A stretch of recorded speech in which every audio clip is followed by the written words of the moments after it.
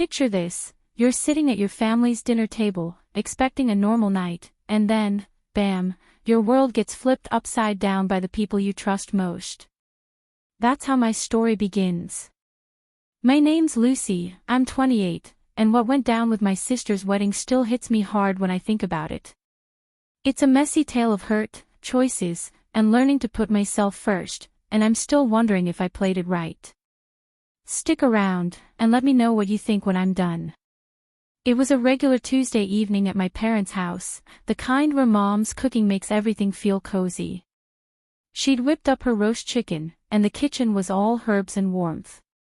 My younger sister, Stephanie, 24, was there too, scrolling through her phone, barely paying attention.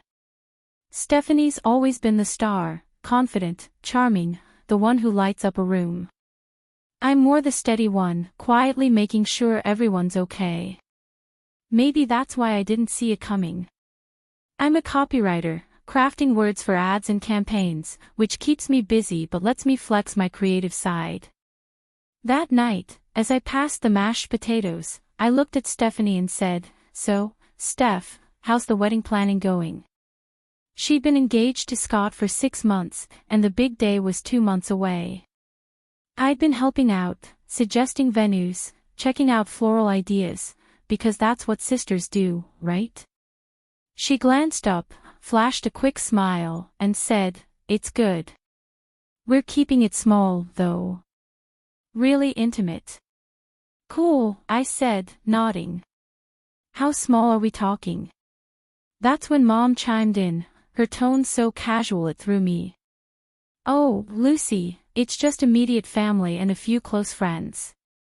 You know, to keep things simple." I froze, fork halfway to my mouth. "Immediate family?" I repeated, trying to wrap my head around it. "Like, me, too, right?" Mom's face stayed calm, but Stephanie looked away, suddenly fascinated by her plate. "Well," Mom said, "it's a tight guest list. They're trying to keep it under 50 people. You understand, don't you?" "Understand." My heart was pounding. "Wait," I said, my voice wobbling. "Are you saying I'm not invited to Stephanie's wedding?" Mom sighed, like I was blowing it out of proportion. "You're overreacting, Lucy. It's just a wedding. It's not personal." "Not personal." My own sister's wedding, and I wasn't on the list. I looked at Stephanie, waiting for her to say something, anything, to fix this. But she just shrugged and said, "Lucy, it's my day, okay? I don't want any drama." Drama? I wasn't the one making this dramatic. I put my fork down, appetite gone. "So that's it.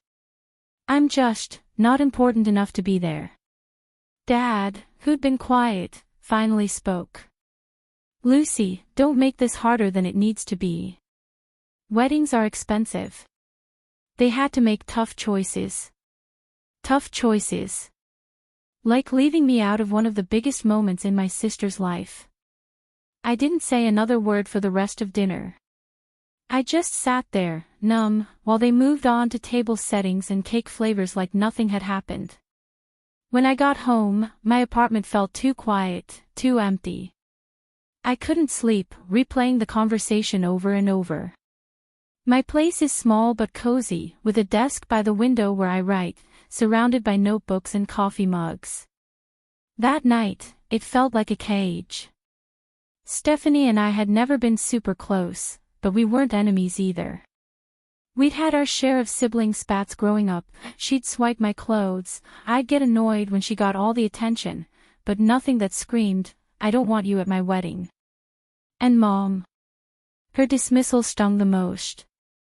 Like I was supposed to smile and take it. The next morning, I called my best friend, Anna. She's 30, blunt, and always has my back. I told her everything, and she didn't hold back. "That's messed up, Lucy," she said. "Your own sister. And your mom acting like it's no big deal." I'd be furious. "I am furious," I admitted. But what am I supposed to do? Beg them to let me come? No way, Anna said. You don't beg. You show them you don't need their pity invite. If they don't want you there, don't give them the satisfaction of seeing you care. Her words stuck. I didn't want to mope, waiting for an apology that might never come. So I did something impulsive, something I'd never done before. I opened my laptop, booked a week-long trip to Hawaii for the same weekend as the wedding, and hit confirm before I could second-guess myself. If they didn't want me there, fine. I'd be sipping cocktails on a beach, far from their drama. For the next few days, I tried to focus on work. I had a big campaign deadline coming up, so I threw myself into writing snappy taglines and polishing scripts. But in the back of my mind, I kept thinking about Stephanie's wedding. Would she even notice I wasn't there? Would Mom care? And then there was Scott, her fiancé. I didn't know him well, he seemed nice enough, maybe a little too eager to please Stephanie, but I wondered if he'd had a say in cutting me out. I started digging into why Stephanie might have made this choice, and it took me back to a moment years ago that I hadn't thought about in a while. When we were teens, I'd gotten a scholarship to a summer art program she'd also applied for, and she didn't make the cut. I remember her sulking for weeks, barely talking to me, while Mom tried to cheer her up by saying I'd just gotten lucky. Looking back, I wonder if that planted a seed, if she's been carrying some resentment all this time, waiting for a moment to even the score. It didn't excuse what she did, but it made me question if this wedding snub was less about guest lists and more about old wounds I hadn't noticed. Work became my escape, but even there, the hurt followed me. One day, while brainstorming slogans with a colleague, I zoned out, thinking about how I'd always been the one to bend for Stephanie, covering for her when she forgot family plans, or stepping back so she could shine. My colleague noticed I was off and asked if I was okay, and for the first time, I opened up about it. She listened, then said something that stuck: you can't keep giving pieces of yourself to people who don't see your worth. It was like a light bulb went on, pushing me to hold firm on my Hawaii plan, no matter how much my family pushed back. About a week after that awful dinner, my phone started going nuts. First, Mom left a voicemail: Lucy, why aren't you answering? We need to talk about the wedding. Then Stephanie texted, are you seriously not coming? What's your problem? Even Dad called, which was rare. He usually let Mom handle the emotional stuff. I ignored them all. I was done being the one who smoothed things over, who made everyone else feel better. But then Anna called, sounding urgent. Lucy, you need to hear this. I ran into Rebecca at the coffee shop, you know, Stephanie's friend. She told me something weird. Rebecca was Stephanie's best friend, always in everyone's business. I braced myself. What did she say? Anna lowered her voice. She said Stephanie's been telling people you didn't want to come to the wedding. Like, you were too busy or something. And now she's acting all hurt because you're not supporting her. My stomach dropped. Are you serious? She's the one who didn't invite me. I know, Anna said. But it gets worse. Rebecca said your mom's been telling relatives you're being difficult. Like you're the one causing problems. That was it. The final straw. Not only had they excluded me, but now they were spinning the story to make me look bad. I was done. I thanked Anna and hung up, my mind racing. I wasn't just hurt anymore, I was angry. And I wasn't going to let them get away with it. The next day, I called Mom back. I didn't yell or cry, I kept my voice calm, even though I was shaking. I heard you've been telling people I didn't want to come to the wedding, I said. That's not true, and you know it. She hesitated, then said, Lucy, you're blowing this out of proportion. We just didn't want a big crowd. Why can't you let Stephanie have her day? It's not about her day, I said. It's about you and her deciding I don't matter. I'm not begging to be included, Mom. I've already made other plans. What plans? She asked, sounding alarmed. I'm going to Hawaii, I said. Same weekend as the wedding. So don't worry about me causing any drama. There was a long pause. Then she said, You're being selfish, Lucy. This is your sister's moment. I hung up. Selfish. After everything, that's what she thought of me. I wasn't going to let her guilt trip me into changing my mind. But the drama didn't stop. A few days later, Stephanie showed up at my apartment unannounced. I was in the middle of drafting ad copy, my laptop open, coffee gone cold. When I opened the door and saw her, I almost shut it again.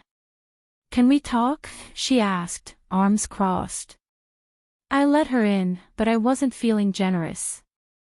What's there to talk about? You made your guest list. I wasn't on it. She sat on my couch, looking uncomfortable. It wasn't supposed to be a big deal, she said. Scott and I just wanted something small. Anne. I don't know, I thought you wouldn't care that much. Wouldn't care. I repeated. Steph, I'm your sister. I've been helping you plan this thing. And you didn't even tell me yourself, you let Mom do it. She looked down at her hands. I didn't want to hurt you. I don't know how to explain it. Then why are you here? I asked. Because I'm not changing my plans just to make you feel better. Her eyes snapped up to mine. You're really going to skip my wedding for some vacation? It's not just a vacation, I said. It's me choosing myself for once. You didn't want me there, so I'm not going to sit around crying about it. She left without saying much else, but I could tell she was rattled. For the first time, I felt like I'd taken control of the situation. I wasn't just reacting, I was deciding how this would play out. As the wedding got closer, the family pressure didn't let up. Mom kept calling, leaving voicemails about how I was tearing the family apart. Dad sent a long text about how disappointed he was. Even my cousin Brandon, who I was pretty close to, got roped in. He called one night, trying to play peacemaker. Lucy, I get why you're upset, he said. But are you sure you want to miss this? It's a big deal for Steph. Brandon, I said, they didn't invite me. What am I supposed to do, crash it? He sighed. I just think you'll regret it if you're not there. Family's family, you know. I appreciated that he cared, but I was tired of hearing it. Family's family, sure, but family doesn't exclude you and then blame you for being hurt. The Hawaii trip was my lifeline. I planned every detail, a cozy beachfront hotel, a snorkeling tour, a hike through a rainforest. I even signed up for a photography workshop, something I'd always wanted to try but never had time for. The more I planned, the more excited I got. This wasn't just about skipping the wedding, it was about proving to myself that I didn't need their approval to be happy.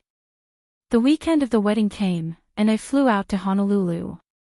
I turned off my phone notifications, ignored the family group chat, and focused on the moment. The ocean was bluer than I'd imagined, the air warm and salty. I spent my days exploring, taking photos, and meeting other travelers who had no clue about the mess I'd left behind. One night, I sat on the beach with a piña colada, watching the sunset, and I realized I wasn't just okay, I was happy. When I got back home, my phone was a war zone. 32 missed calls, dozens of texts, even a few emails. Mom's messages were the most intense. How could you do this to us? You've embarrassed the family. Stephanie's were shorter but just as sharp. Thanks for ruining my day. Even Scott sent one. I thought you were better than this, Lucy. I didn't respond right away. Instead, I went through the photos I'd taken in Hawaii. Bright coral reefs, misty waterfalls, me smiling in a way I hadn't in months. I posted a few on social media, not to rub it in, but because I was proud of myself. I'd chosen joy over resentment, and it felt good. A few days later, Anna came over with pizza and a bottle of wine. "Okay," she said, grinning. "Spill. How was it?" I told her everything, the trip, the freedom, the way I'd finally felt like myself again. But I also told her about the messages waiting for me. "They're acting like I committed a crime," I said. "But I don't regret it. Not one bit." "Good," Anna said. "They don't get to treat you like garbage and then expect you to play nice. You showed them you're not invisible." She was right. But there was still a part of me that wondered if I'd gone too far. Family's messy, and I didn't want to burn every bridge. So I decided to reach out, but on my terms. I wrote Stephanie a letter, not an email, not a text, but an actual handwritten letter. I told her how hurt I'd been, how her decision made me feel like I didn't matter. But I also told her I wasn't holding a grudge. I wished her well with Scott, but I made it clear I wasn't going to apologize for choosing myself. I mailed it and left it at that. A week later, she texted me, "Got your letter. Can we talk sometime?" I haven't replied yet. I'm not sure I'm ready, but it's a start. Looking back, I'm in a better place now than I was before this whole mess started. I've got new photos on my wall, new confidence in my step, and a clearer sense of what I deserve. But I'm still figuring out what comes next. Should I meet with Stephanie and hear her out? Keep my distance for a while longer? Did I do the right thing by going to Hawaii, or was there a better way to handle it? That's where you come in. If you've been in my shoes, or even if you haven't, what do you think I should do now? Was I right to take that trip and draw a line, or did I miss a chance to fix things sooner? I'm all ears. Thanks for being here. Hit like, subscribe, and join me for more crazy life spills.